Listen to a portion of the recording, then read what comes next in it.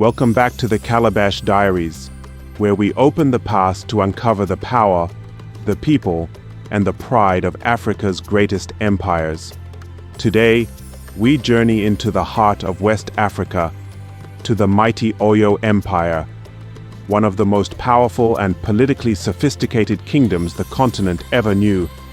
From royal courts echoing with drums to cavalry thundering across the savannah, the Oyo story is one of courage, connection, and cultural brilliance. How did this empire rise? Who were the Yoruba people who built it? And what legacy did they leave behind? As we open the Calabash today, we'll uncover not just kings and wars, but the rhythms of daily life, the wisdom of Ifa priests, and the fascinating tale of Oduduwa, the exile who became legend. Get ready to witness the rise of horse-riding warriors, the mystery of sacred groves, and the dynasties that shaped centuries.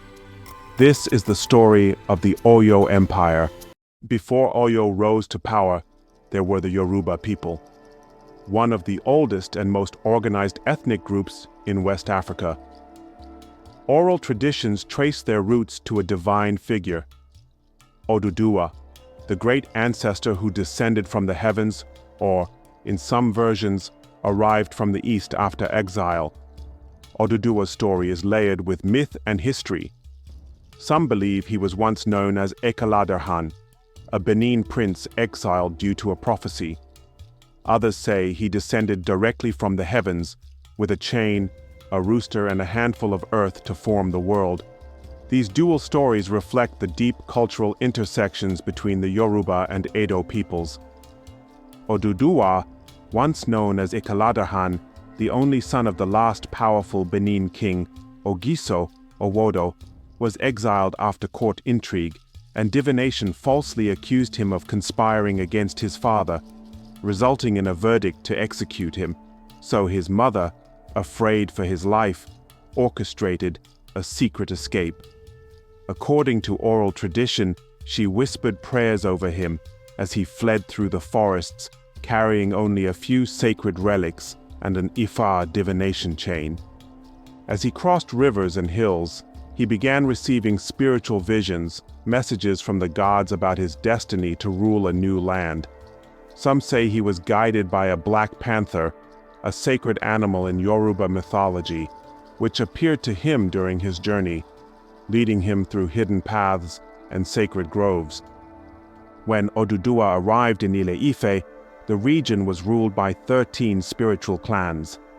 Instead of conquering them by force, he used diplomacy, spiritual power, and clever alliances. He brought with him the knowledge of iron, a sacred metal not yet common in Ife. This gave him an aura of divine power. Oduduwa introduced a centralized political structure to the Ife people, blending divine authority with human rule, laying the foundation for what would become the Yoruba monarchical system. Over time, he became both a king and a spiritual leader. The people called him Oduduwa, meaning the one who created the way, recognizing him as the progenitor of their civilization. Oduduwa had many children, or protegos, depending on the version of the legend, and these children became the founders of powerful Yoruba kingdoms, Oyo by Oranyan, Ketu, Sabin, Ijebus, Ondo, and more. Oranyan, also spelled Oranmian, one of Oduduwa's most renowned sons, was a mighty warrior who would go on to found both the Oyo Empire and become king in Benin, bridging two great kingdoms.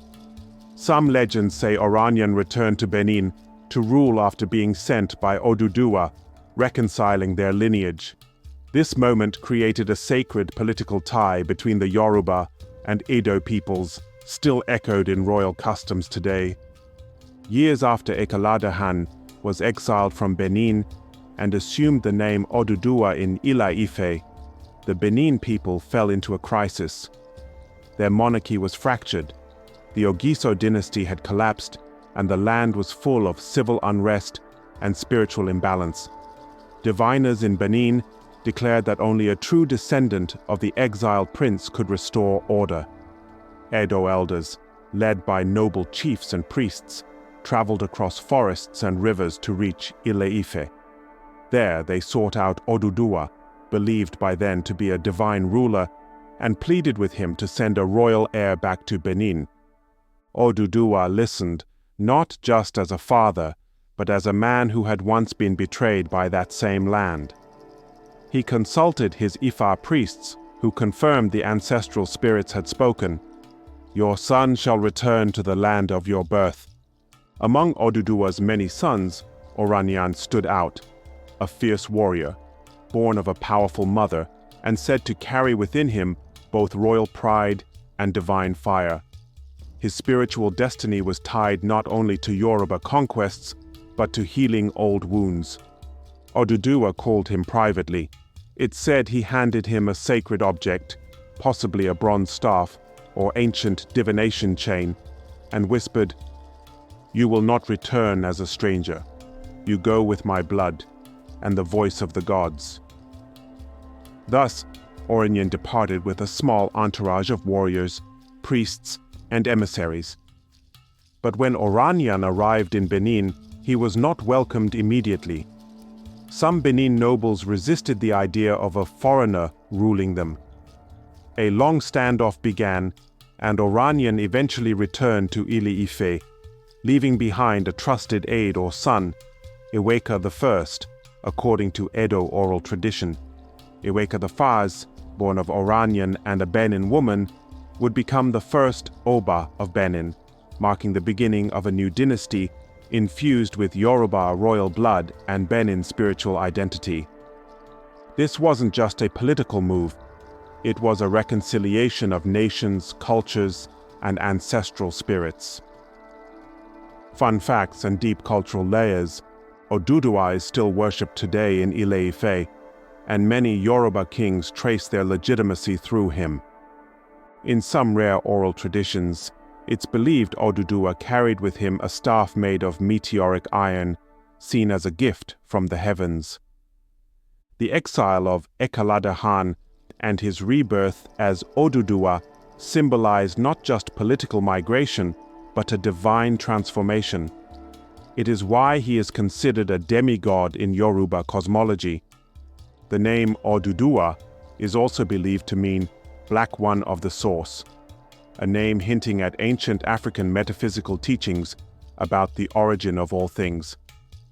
His spiritual symbols include snakes, black earth, and deep wells, portals between the physical and spiritual worlds in Yoruba belief. Deep cultural fun facts and rare truths. The name Oranyan means "he who turns right into battle," a reference to his aggressive warrior style. The journey from Ile-Ife to Benin is remembered in oral chants, describing a path through 7 forests with hidden shrines along the way. The staff of Oranyan, a tall granite monolith over 5 meters high, still stands in Ile-Ife today, believed to channel his spirit. Some Ifa verses hint that Oranyan's return to Benin was not only political, it was also a ritual to cleanse the land of a spiritual curse left after Ekaladahan's exile. In Edo tradition, it's said Iweka I as a child once spoke in proverbs beyond his years, convincing Benin chiefs he was truly of divine descent. When Oranyan left Benin, he did not return to Ile-Ife as many expected. Instead, guided by powerful priests and Ifa diviners, he followed the spiritual signs westward until he came upon the region that would become Oyo Ile. The site was strategically chosen. It had fertile land, access to trade routes, and defensible terrain. Oral traditions say that he encountered a spirit of the forest at the site, who granted him blessings to found his own city after he offered a sacred cock, a ritual still remembered in Yoruba storytelling today.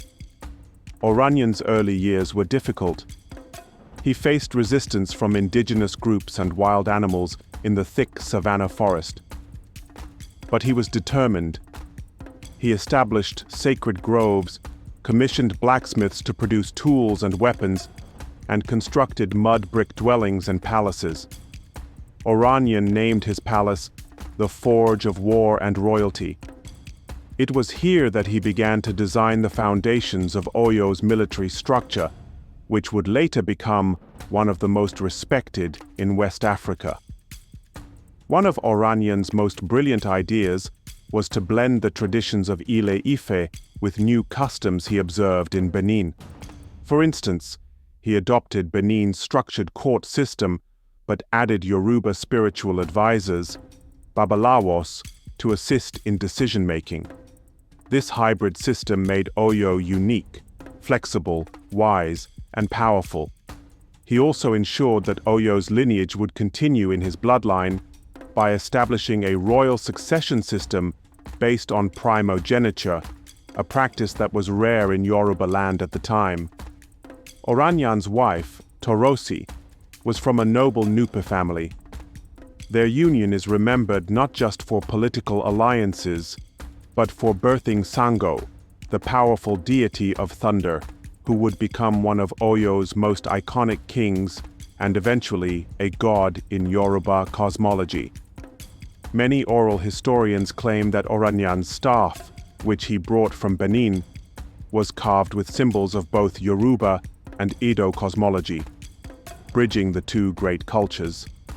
His death was marked with a month-long festival known as Odun Oranyan, still celebrated today in parts of Oyo State. The Oyo Empire had one of the most sophisticated political systems in pre-colonial Africa. At the top stood the Alaafin, the king, revered as a divine figure. But his power wasn't absolute.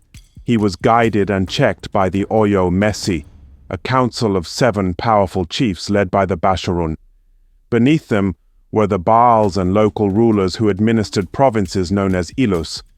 These local chiefs pledged loyalty to the Alaafin and paid tribute regularly. The system was built on balance. If the Alaafin became corrupt or tyrannical, the Oyo Messi had the power to demand his suicide by sending him a calabash or parrot's egg, symbols of rejection by the gods. If he refused, civil war could erupt. This system, though harsh, ensured rulers remained accountable. The Ogboni, a secretive religious and judicial society composed of elders and priests, also played a key role. They represented the voice of the people and the earth spirit, or Nile, and worked behind the scenes to maintain justice, spiritual balance, and tradition. Their symbol was the iron staff, Opa Ogboni, and their decisions were respected across the empire. Each Ilu, province, was semi-autonomous but tied to the central government by taxes, military levies, and annual festivals like the Bebe Festival, where provincial rulers reaffirmed their loyalty to the Alaafin in a grand procession in Oyo Ile. This power structure, divine kingship, advisory councils, judicial elders, and local administration made Oyo not only strong, but unusually stable, allowing it to expand farther than most African empires of its time. The Oyo Empire became a dominant force in West Africa, not only because of its politics, but also due to its impressive military power. Oyo's cavalry, the fearsome horsemen, were the backbone of its army, especially during campaigns across the northern savannah. Oyo was one of the few kingdoms in rainforest West Africa to successfully adopt and maintain a cavalry-based military, thanks to its northern territories like Oyo Igboho and Oyo Ile, which were close to the open grasslands of modern-day Nigeria. Horses were not native to the humid forest zones, but Oyo cleverly established horse breeding and stabling grounds in the drier savannas. Through trade with the Hausa and Nupe peoples, Oyo acquired strong steeds, which became a symbol of power and dominance. The military was structured into professional ranks. Eso Ikoyi, a class of elite military officers, led the armies. They were warriors of high repute, trained from childhood, and served the Alaafin directly. Their loyalty and discipline were legendary. One of the most powerful groups within the army was the Metropolitan Army stationed in Oyo. They responded swiftly to rebellion, invasion, or disloyalty. In the provinces, local militias backed by cavalry helped maintain order and enforce tribute collection. Weapons included long spears, iron swords, bows, and shields, but the cavalry's speed and shock tactics gave Oyo a terrifying advantage. Battles were often swift and strategic. Oyo's generals used deception, encirclement, and speed, tactics far ahead of their time. Victories over rival kingdoms like Dahomey showed Oyo's strength. Dahomey paid annual tribute to Oyo for decades. Traders and emissaries from as far as Timbuktu and the Gold Coast acknowledged Oyo's military supremacy, and few dared challenge its might. Oyo, the capital city, was not just a seat of power, it was a cultural marvel. Ancient travelers described it as vast and well-organized, with streets, courtyards, and distinct districts for nobles, warriors, and artisans. At the heart stood the Alaafin's palace, a sprawling compound with towering mud walls, ornate gates, and sacred shrines. The architecture of the Oyo Empire reflected a balance of power and spirituality. Buildings were made of sun-dried mud bricks, thatched roofs, and wooden beams. Palatial halls were decorated with symbolic carvings and motifs of strength, ancestors, and Orisha deities. The Alaafin royal palace was not just the king's residence, it was the kingdom's spiritual and political headquarters. Inside its walls were shrine rooms, audience courts, the wives' quarters, and ceremonial courtyards. The king held daily meetings here with his chiefs, spiritual leaders, and foreign envoys. Oyo's citizens were deeply organized. Artisans lived in separate quarters, blacksmiths, potters, weavers, and leatherworkers. Their goods, from iron tools to finely dyed textiles, were traded in bustling marketplaces. Everyday life revolved around festivals, farming, trade, and worship. Oyo was a hub of yam farming, cotton cultivation, and horse trade. The open-air Agbo market was filled with spices, jewelry, brassware, and imported items from trans-Saharan caravans. Religion played a central role. Shrines to Sango, god of thunder, Orunmila, god of wisdom, and Isu, messenger deity, were maintained in family compounds. Each household paid homage to their lineage, deities, and ancestors through offerings and rituals. Children were raised in strong communal systems. They learned oral history, drumming, farming, and crafts from elders. Boys trained for war or trade, while girls learned spiritual rites, crafts, and homemaking. Knowledge passed from generation to generation through songs, chants, and parables. Oyo's festivals brought the city to life. The Baby Festival, held annually, honored Sango with thunderous drumming, masks, fire displays, and dancing. It was more than celebration, it was spiritual renewal. The Oyo Empire soon became feared and respected across West Africa for its formidable military. Central to this power was its elite cavalry force, a rare innovation among forest-based kingdoms. Oyo's open savanna landscape gave it the advantage of mobility, allowing it to deploy swift, powerful horsemen. These cavalry units were trained in archery, spear combat, and psychological warfare. Their presence ensured Oyo's dominance over vassal states and trade routes for centuries. Most African forest kingdoms were limited to infantry due to the dense terrain, but Oyo's unique position in the Guinea savanna offered it a rare edge. Wide open grasslands ideal for mounted warfare. This natural geography became one of Oyo's greatest military assets. The Oyo cavalry was made up of elite warrior nobles, 70 of them in total, each known as an Eso Ikoyi. These warriors were not just brave, they were spiritually fortified. Before each campaign, they were ritually prepared by shamans, given protective charms, and fed with spiritual concoctions to make them fearless in battle. Each Eso commander swore a sacred oath to never turn his back in war. If he did, he would be expected to return home and take his own life, a brutal but respected tradition that upheld the empire's honor. This military code is still remembered in Yoruba idioms. The Eso are the medicine of war. Horses were not native to Yoruba land, but Oyo had developed trade with Hausaland and Mali, importing horses via long-distance routes. The horses were so valuable that they were fed with pounded yam and honey on special days, and some were buried with their riders during funeral rites. Oyo even had designated horse priests to bless cavalry regiments before they rode into battle. The Are Ona Kakanfo, the supreme military commander of Oyo, led the empire's campaigns. This title was so sacred that once appointed, the Ar could never sleep in the capital again, symbolizing that he belonged to the battlefield, not the court. He governed from a distant frontier province and was tasked with protecting the empire's borders. The cavalry was also supported by infantry, often made up of free citizens, warriors from allied towns, and even former slaves who earned freedom through valor.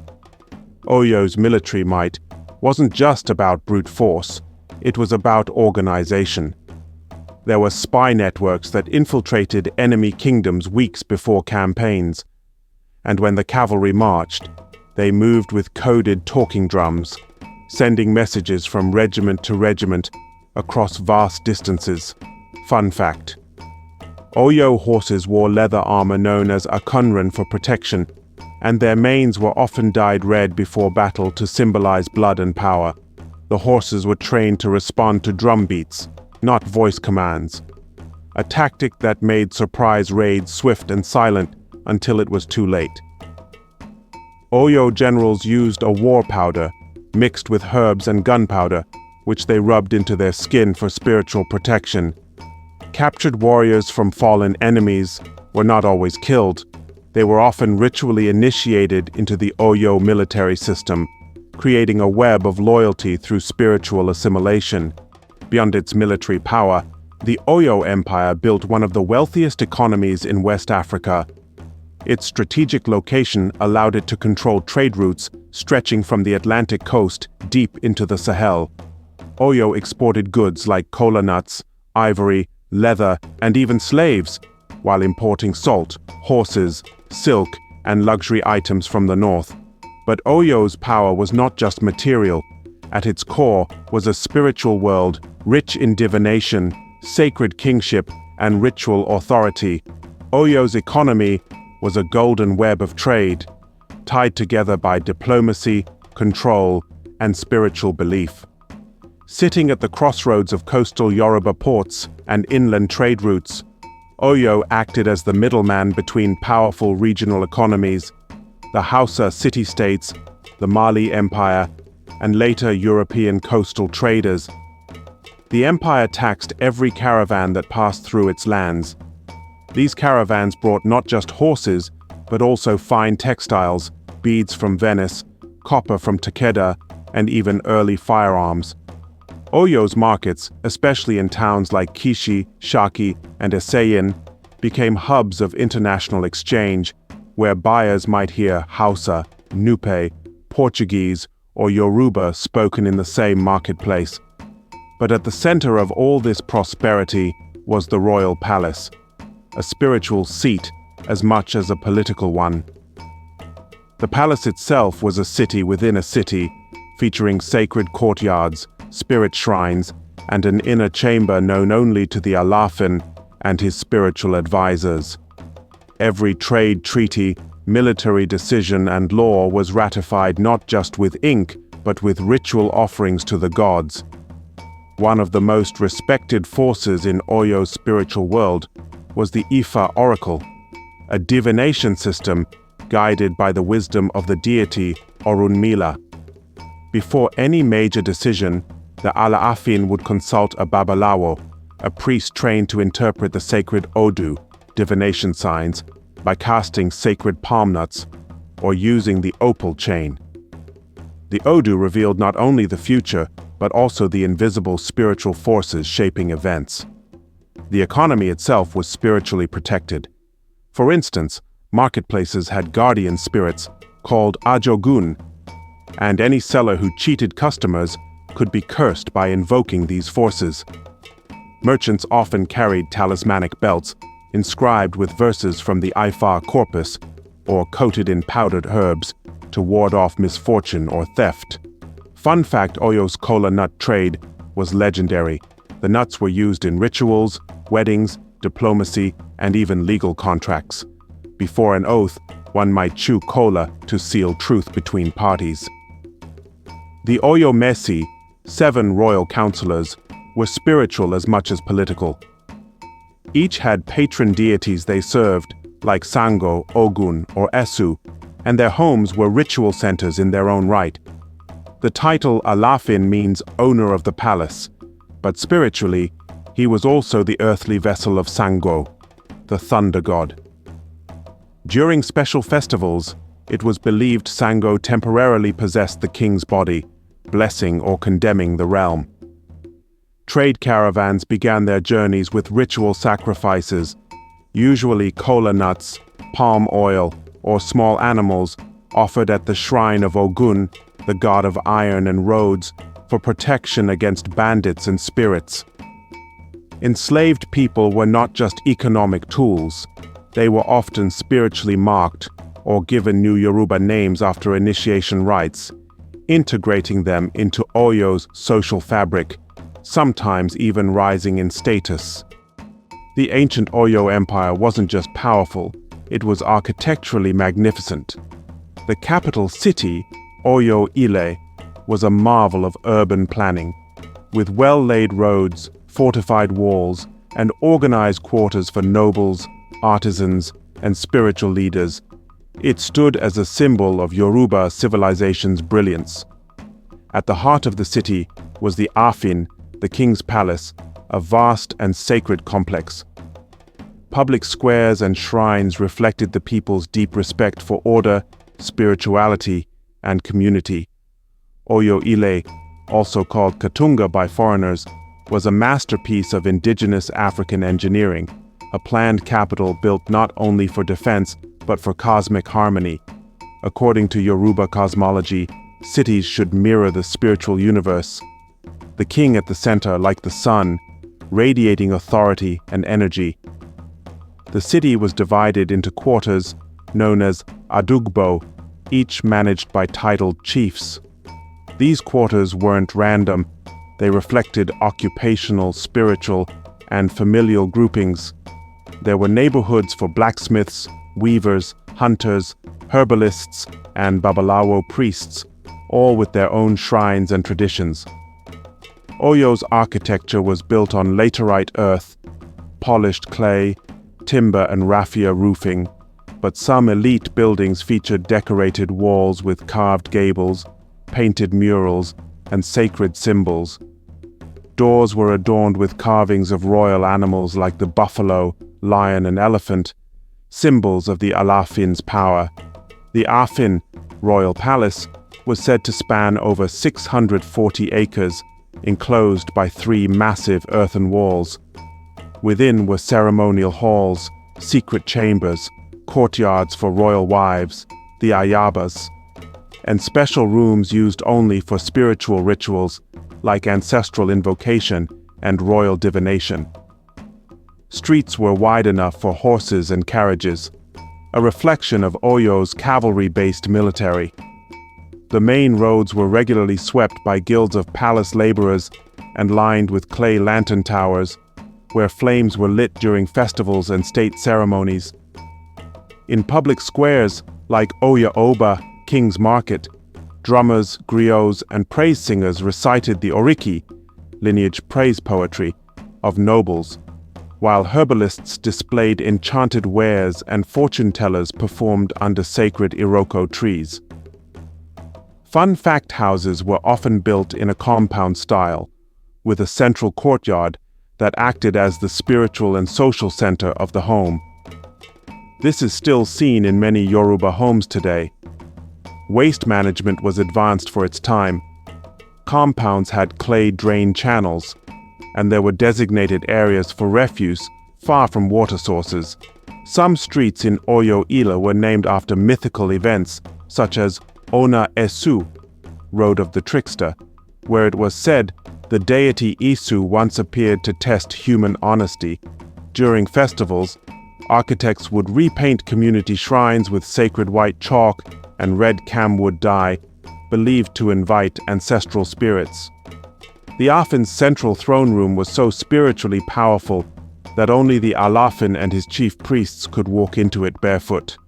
Foreign ambassadors had to bow and crawl backward upon leaving, as turning their backs on the sacred seat was forbidden. The Oyo Empire thrived not just on military power or trade, but on a deeply communal way of life that celebrated ancestry, nature, and spiritual balance. Every activity, from planting crops to naming a child, was marked by symbolic rituals, chants, and music. At the heart of Oyo's musical heritage were the talking drums, the gangan, and bata. These weren't just instruments, they were messengers. Drummers are trained for years to master the art of mimicking speech tones. Through drumming alone, they could send messages across villages, praise the lineage of nobles, or even mock the disobedient without saying a word. Festivals were more than entertainment. They were gateways between the living and the spirit world. The Oranyan festival honored Oranyan, son of Oduduwa and first Alaafin of Oyo, with royal processions, sacrificial rites, spiritual masquerades, egungun, and firelit ceremonies that lasted for days. Another major celebration was the Odun Oba, a festival of renewal where the Alaafin would emerge dressed in white, symbolizing purity, and bless the people with prosperity. Farmers brought their best yams, weavers offered fine cloth, and praise singers recited heroic poems, oriki, in the palace courtyard. In everyday life, farming was seasonal and guided by divination. Before sowing seeds, elders consulted the Ifa oracle. Rainmakers performed rituals to summon or delay rainfall. Families kept personal shrines at home, honoring ancestors with offerings of palm oil, kola nuts, and words of thanks. Children learned not in classrooms, but through oral storytelling under the stars. These moonlight sessions were led by grandparents, who told tales of tortoise, bravery, and deceit, each with a moral. These stories taught children to think, remember, and speak with wisdom. Markets buzzed with the sounds of metal clanging from blacksmith shops, the scent of shea butter and roasted plantain, and women selling dye-soaked adare cloth in deep indigo. Traders used cowries as currency, and bargaining was an art passed down through generations. Marriage ceremonies were elaborate and family-centered. Suitors presented gifts like palm wine, cola, and alligator pepper. Traditional musicians played jubilant rhythms as the bride was escorted, veiled and joyful, into her new family. During festivals, masquerades represented the spirits of the ancestors. These weren't costumes, they were seen as literal embodiments of the dead returning to bless the living. Oyo had musical guilds, where certain families inherited the right to perform praise chants for the Alaafin or warriors. Children were taught proverbs before full sentences, because to speak was not just to communicate, but to show wisdom. For example, if a child knows a proverb, he must also know when to use it. Some fire rituals included sacred chalk drawings, osun, on the ground, calling down protective spirits. Women often led market associations and played a key role in trade diplomacy between neighboring kingdoms. The Oyo economy wasn't built overnight. It was the result of centuries of innovation, spiritual guidance, and strategic geography. Sitting at the crossroads between the northern trans-Saharan trade and the southern rainforest commerce, Oyo became the economic heartbeat of the Yoruba world. Trade caravans loaded with salt, dates, glass beads, and horses journeyed down from the Hausa city-states and Songhai traders in the Sahel. From the south, palm oil, kola nuts, gold dust, and spices moved up toward the savannah. In the middle of it all stood Oyo, commanding customs duties and tolls along the routes, enriching both the state and the Alaafin's court. Kola nuts, in particular, were highly prized in the north for their stimulant properties. These nuts were not just commodities, they were cultural connectors, often exchanged in diplomacy, rituals, and marriage negotiations. Oyo's kola trade made it an indispensable partner in interregional commerce. Another prized item was the Yoruba cloth, especially adira, dyed with deep indigo using resist patterns. The skill was passed down through generations, primarily among women who maintained local economies in bustling markets like Koso and Ago. These markets weren't chaotic stalls. They were regulated and overseen by powerful women leaders known as iyalojas, who set prices and settled disputes. Oyo also had a standardized cowrie currency system. Cowries were counted in units of owo and oko, and expert traders could calculate large sums by sight alone. The wealthier traders used leather pouches or carved wooden boxes to carry thousands of cowries to regional fairs, where deals were often sealed with a drink of palm wine and a handshake. The blacksmiths and bronze casters of Oyo were highly skilled. They crafted tools, farming implements, and ceremonial regalia, including swords for warriors and staffs for chiefs. Their work was considered sacred, often associated with Ogun, the god of iron and craftsmanship, whose blessings were invoked before any major forging.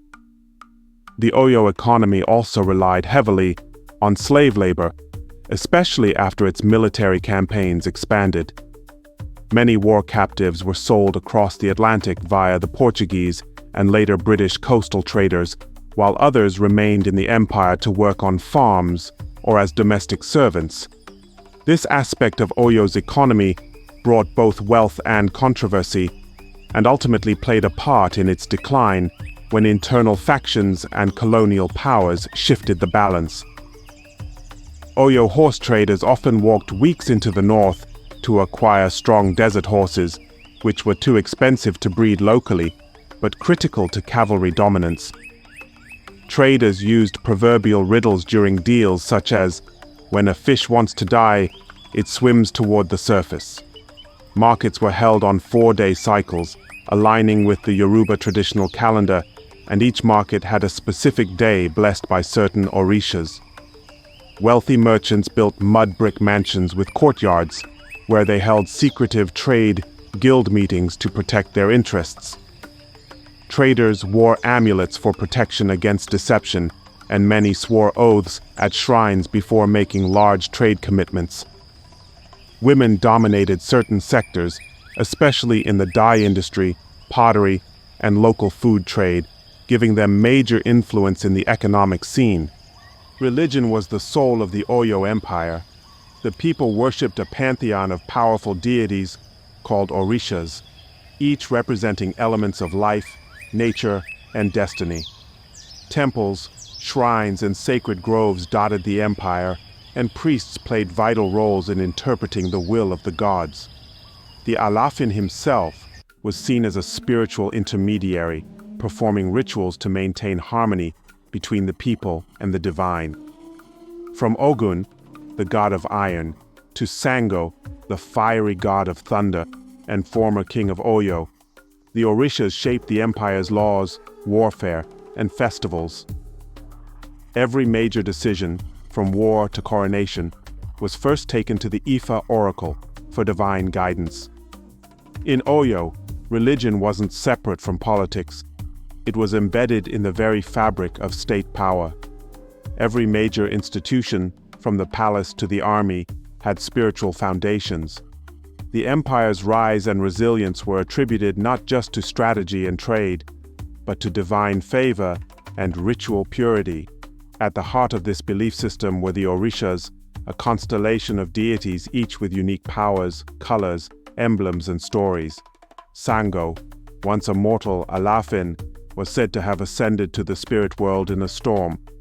He became the Orisha of thunder, fire, and justice, symbolized by the double-headed axe. Sango was invoked before battles, and his priests, Babalawo of Sango, often led warrior chants with drums and fire dances. His sacred color was red, and his cult center in Koso was a site of vibrant rituals during the annual Sango festival, which drew crowds from across Yoruba land.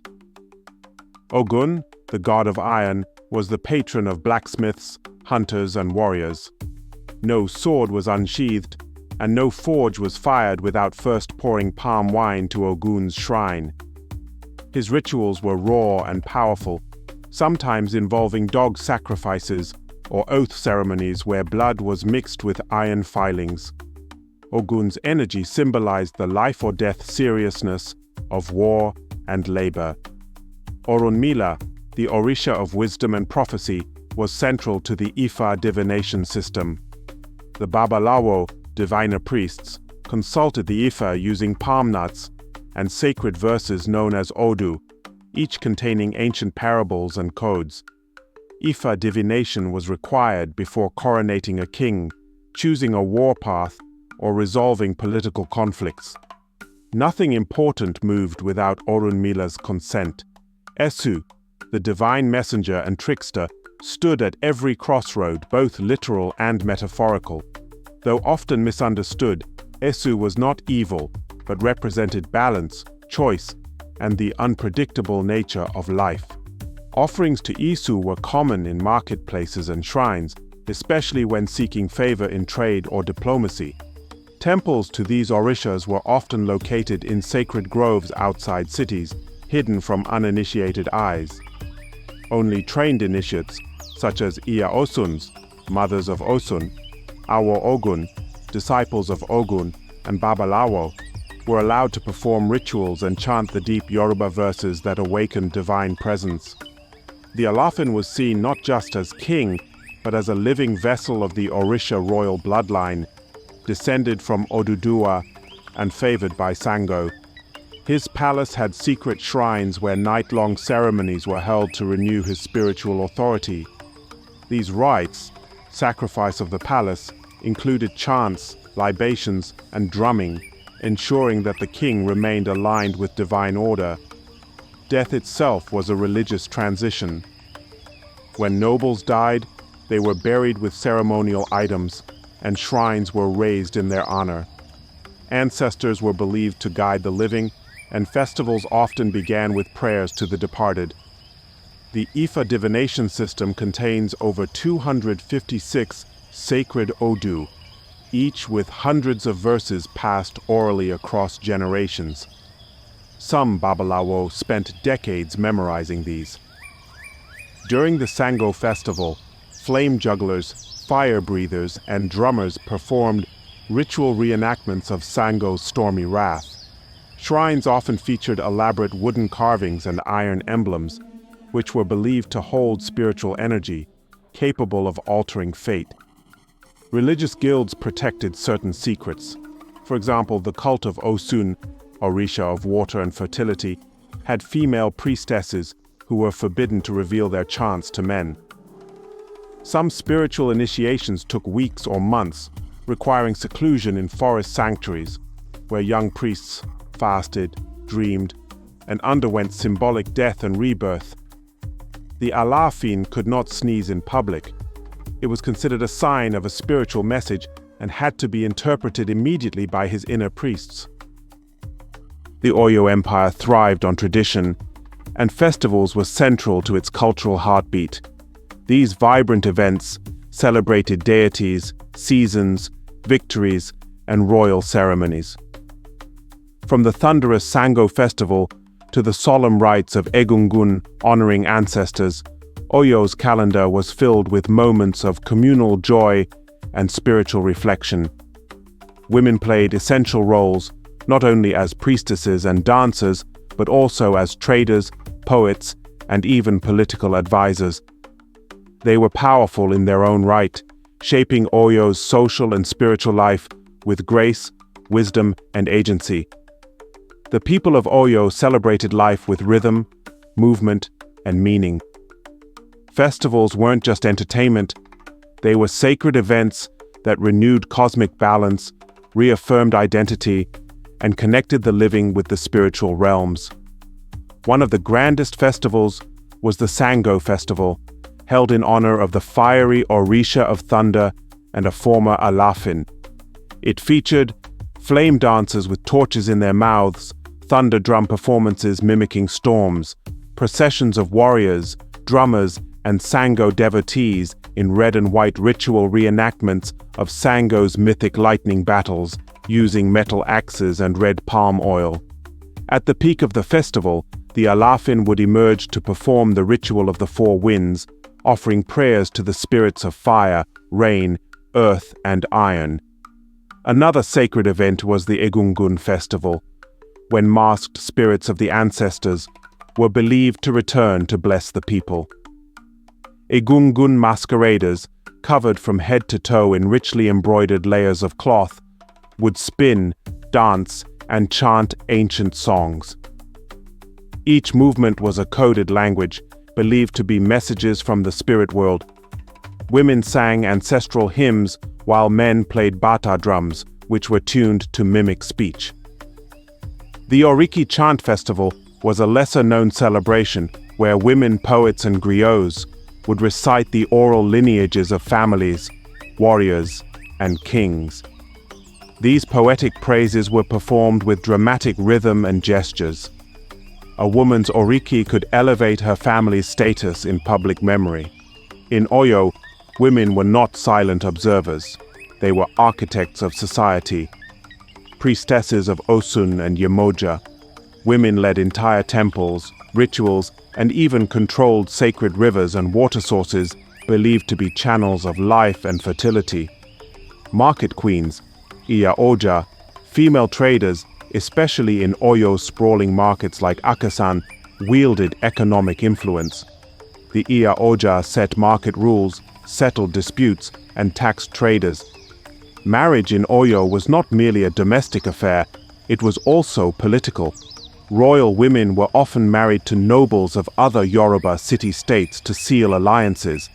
Yet even common women held independence in property ownership, spiritual authority, and artistic expression. Children were welcomed through the naming ceremony, where elders divined the baby's destiny and chanted their name from heaven. This ceremony was led by women, symbolizing their role as gatekeepers of life. Even in warfare, women were not absent. Though not frontline soldiers, they served as strategists, herbalists, and intelligence gatherers, and in rare cases, even led spiritual attacks during war through rituals cursing enemies. The Akasan market in Oyo, often run by women, was one of the oldest continuous markets in Yoruba land, dating back over 400 years. The Sango festival still survives today in places like Oyo and even in Brazil and Trinidad due to the spread of Yoruba religion through the transatlantic slave trade. Women's spiritual societies like Egbe Aje held secret moonlit meetings where they discussed kingdom matters from a sacred feminine perspective. A girl's first menstrual cycle was celebrated with a rite of passage ceremony involving songs, gifts, and spiritual teachings from elder women. Masquerade societies had strict rules. Women were forbidden from seeing certain Egungun spirits, but they often sang the most powerful invocation songs from behind veils. Despite centuries of greatness, the mighty Oyo Empire began to crack from within. Succession disputes, power-hungry generals, and weakened central control slowly eroded its strength. As regional chiefs gained autonomy, the Alaafin's word no longer echoed with absolute authority. External forces, including Fulani jihads and aggressive northern kingdoms, further destabilized the empire. By the 1800s, Oyo's vast reach began to shrink, and the once feared cavalry faltered. The empire that had dominated Yoruba lands for generations was finally broken. Its ashes scattered, but its legacy enduring. At the heart of Oyo's fall was a loss of spiritual and political harmony, a rupture in the divine order that once united king, earth, and gods. Royal succession in Oyo had always been delicate, requiring the balance of the Oyo Mesi, the Alaafin, and the kingmakers. But in later years, corrupt selection processes, bribes, and manipulated prophecies undermined tradition. The Oyo Mesi, once sacred custodians of wisdom, began choosing kings who could be controlled rather than those deemed spiritually worthy. Some Alaafins, fearing the Arimo curse, where the crown prince traditionally died before ascending, refused to name successors, leading to deadly rivalries and power vacuums. The famed Iso cavalry, once unstoppable, became scattered. Horses imported from the north grew scarce due to disrupted trade, while poorly trained riders lacked the discipline of their warrior forebears. Commanders began acting as warlords, launching unauthorized raids to enrich themselves, undermining central strategy and weakening borders. The military, once the arm of divine order, became a tool for personal ambition. The Fulani jihads, led by Usman Dan Fodio in the early 1800s, shook the Sahel and pushed into Oyo's northern provinces. The province of Ilorin, once loyal to Oyo, fell to a rebellion led by Afanja, the powerful Yoruba general who allied with Fulani forces to defeat the Alaafin's men. Afanja, though Yoruba, was betrayed by his Fulani allies. Ilorin was overtaken and a Fulani emirate was installed, severing Oyo's northern reach. This marked a spiritual fracture. Muslim leadership now occupied former Yoruba sacred territory, altering the balance between tradition and conquest. As war, famine, and disunity spread, many believed the gods had turned their backs on the empire. Shrines were looted, oracles stopped speaking, and some royal priests fled to smaller towns for protection. In a symbolic act of loss, the Alaafin's sacred crown, once believed to hold divine power, was hidden away during the empire's final collapse. Its whereabouts remain a mystery. Major towns like Ibadan and Abeokuta, originally Oyo military outposts and refugee centers, grew into new Yoruba centers of power. These cities adopted pieces of Oyo's military structure, but rejected its rigid monarchy. Oyo's descendants now lived among new federations and republics, where generals and elders shared power. By the mid-1800s, the city of Old Oyo, Katunga, was abandoned, its palaces swallowed by the forest, its courtyards overrun by silence. Fun fact, the Alaafin Adelu, one of the last strong monarchs, was forced to negotiate with Ibadan, a former vassal, now a rising city-state. This reversal stunned the royal court. After the fall, many Oyo nobles became traveling griots, carrying tales of the empire to future generations through songs and masquerades. A spiritual myth spread in Egba land that the spirit of Sango was sleeping and would only awaken when unity returned to the Yoruba people. One legend says that the last royal elephant of Oyo, used in coronations, wandered into the forest and was never seen again. Some say it still roams, guarding the ghosts of fallen kings. In private Yoruba divination schools, it's said that Ifa priests in exile re-established the Oyo divine code, preserving its legacy in oral chants and coded markings. Sango shrines in Brazil and Cuba are believed to preserve older Oyo rituals than those still practiced in modern Nigeria due to slavery-era preservation. Though the empire fell, the legacy of Oyo continues to shape Yoruba identity. Its political system inspired modern governance in parts of West Africa. Its military structure, religious traditions, and royal ceremonies survived in towns like Ibadan, Ogbomoso, and even across the Atlantic. The story of Oduduwa remains sacred, told through oral chants, masked festivals, and sacred drums. Today, the title of Alaafin lives on, a symbol of ancestral glory. Oyo may no longer rule, but its spirit echoes in language, music, ritual, and memory. Oyo's checks and balances model, with the Alaafin held in check by the Oyo Mesi, inspired democratic governance in post-colonial Yoruba regions. It taught that even kings must be accountable. The Oyo Mesi's veto power and the use of the Ogboni Council, a secretive judiciary with spiritual authority, became a reference for modern constitutional frameworks in Yoruba states like Osun and Oyo.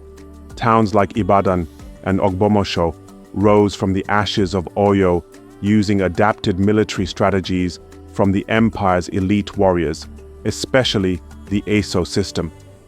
Ibadan became known as a city of generals. Even today, the phrase Eso Ogbo is used to honor bravery and courage, a nod to the once feared Oyo cavalrymen. The Oranyan festival in Oyo celebrates the founder of the empire and brings together descendants, royals, and spiritual leaders to honor ancestral strength. Rituals reenact key events of the empire's rise. In New Oyo, the Alaafin's palace still hosts Sango festival celebrations, preserving centuries-old fire dances, thunder rituals, and priestly invocations. Sacred drums like the bata and dundun, once used to communicate royal commands, now echo through Yoruba music, gospel, and Afrobeat. Their rhythms are deeply encoded with royal praise poetry. Across Brazil, Cuba, Haiti, and Trinidad, descendants of enslaved Yoruba people kept Oyo culture alive. The worship of Sango, Ogun, and Yemoja, rooted in Oyo religion, flourished under new names like Zango, Ogum, and Yemaya. In places like Salvador, Bahia, Brazil, and Matanzas, Cuba, Oyo rituals survive almost untouched, preserved with reverence. In some cases, they are more elaborate than their modern-day Nigerian counterparts. Today, the Alaafin of Oyo still holds court in New Oyo, with formal recognition in Nigeria's traditional council system. Though he no longer rules politically, he remains a spiritual and cultural father figure for millions of Yorubas, consulted during crises and crowned in ancient rites. The coronation process still includes rituals at Koso, Sango's temple, and secret initiations in the royal compound that date back over 500 years. The Yoruba phrase, "the king cannot die," reflects a cultural belief that the spirit of the monarchy lives on, even if empires fall. Yoruba proverbs, poetry, and praise songs are deeply embedded with Oyo historical references, used in naming ceremonies, weddings, and community rituals.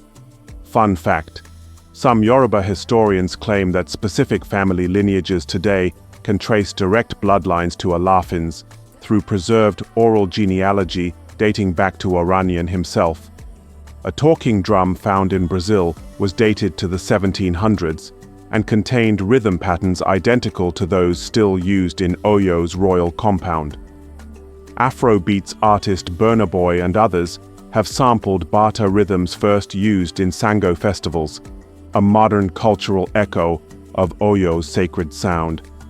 The Oyo calendar system, based on lunar cycles and royal festivals, is still used by traditionalists to set important ritual dates, separate from both Gregorian and Islamic calendars.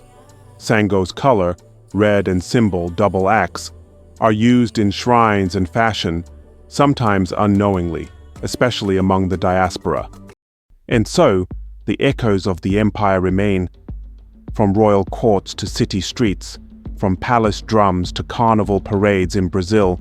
The spirit of Oyo has never died. It lives in the blood, the rhythm, and the memory of its people. Thank you for opening the Calabash with us today. This is the Calabash Diaries, where our past is power. Until next time, may your story be long and your roots deep.